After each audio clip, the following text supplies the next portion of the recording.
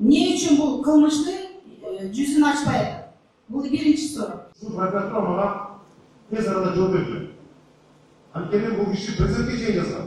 Жаныңызда ешқандай зона отдыха, сквер деген жоқ. Biz ақшабыз бермейді.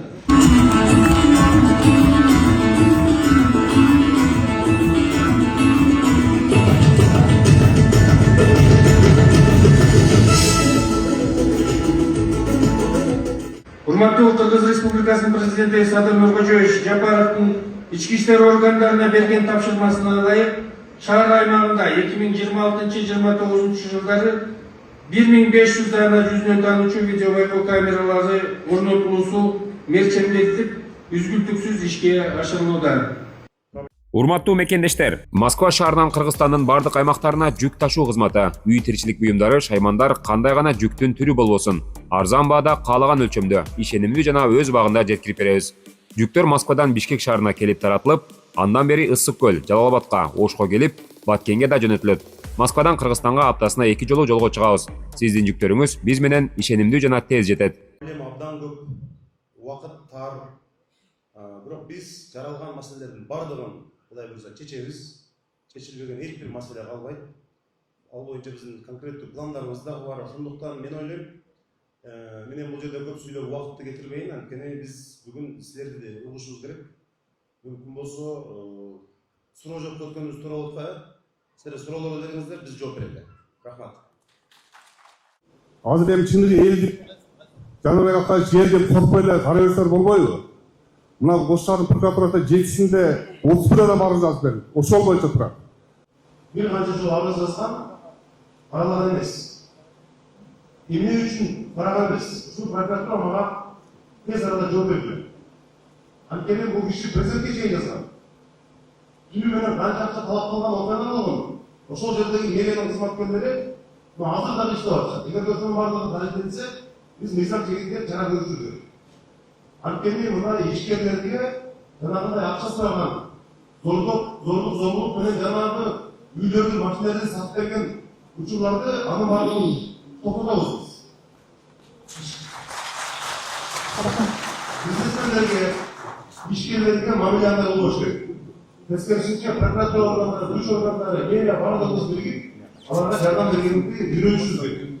Аларды кантип, кайсы жерден туттосуп, аларды кыйнагандын ордуна биз бир гана эмне жардам берели деп көрүшүбүз керек.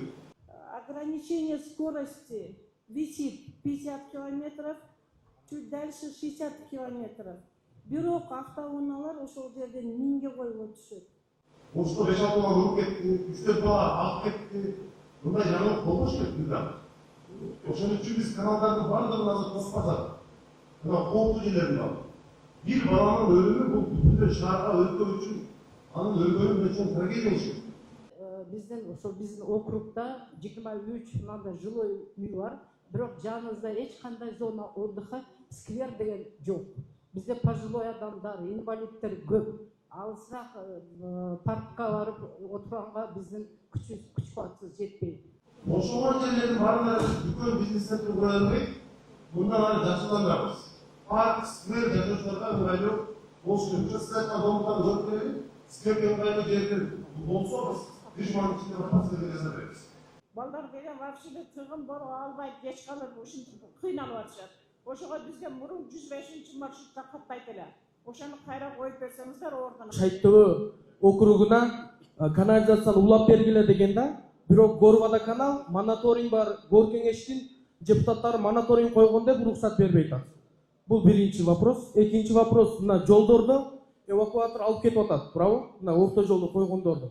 Бирок орто жолдордо стоянка жок. Любой адам барып 5 мүнөтпү, 10 мүнөт ишини бүтүргөнү, стоянка жок, коюп кирип кетсе эвакуатор алып кетип атат. Ошол маселени карап берип койсуңар туранчы. Мен прокуратурада ишим бар.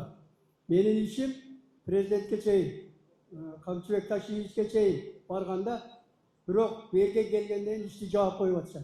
Кайрадан карап ревизия кылыш керек. Эмне үчүн биз документальный иштерибизди келтирип бир киши бузуш керек дагы, а бизге калып кетишибиз керек. Ана бул Разаков көчөсүндө бар. Алар чара жерибизден эжекеси өтпөйбү. Жазылышта ага беребиз. Прокуратуранын мамбар, Ажит көчө, Айдар Бакыев айткан маселе боюнча бардыгын сиз түздө органдар менен бирге кылмыш дейт. Шектелүү канализация боюнча, Европа боюнча айттыңыздар.